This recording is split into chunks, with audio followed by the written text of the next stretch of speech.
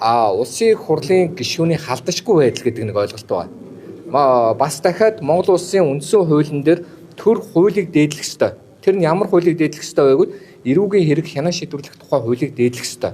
Эрүүгийн хэргийг хянан шийдвэрлэх тухай хуулийн дээр юу гэж байгаа вэ гэвэл альва иргэн одоо ялагдчаар татагдсан бол ялагдчаар татсан тогтоолтойгоо танилцах.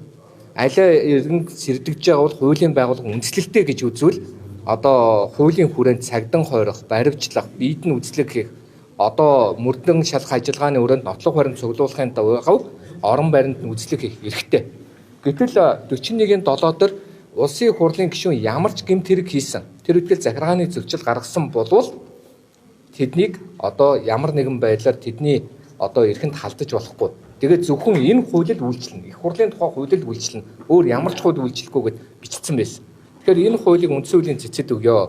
Ер нь дэлхийн жишгээр одоо сүүлийн үед харахад гэмт хэрэгт ямар нэгэн их хурлын гишүүн холбогдсон, ёс зүйн ямар нэгэн байдлаар зөрчигдсөн байвал заавал тухайн иргэнийг тухайн их хурлын гишүүн гэдэг албан тушаалаар нь халахвчлан хамгаалж үлдэхээс татгалзаж байгаа. Дэлхийд даяар юм байна.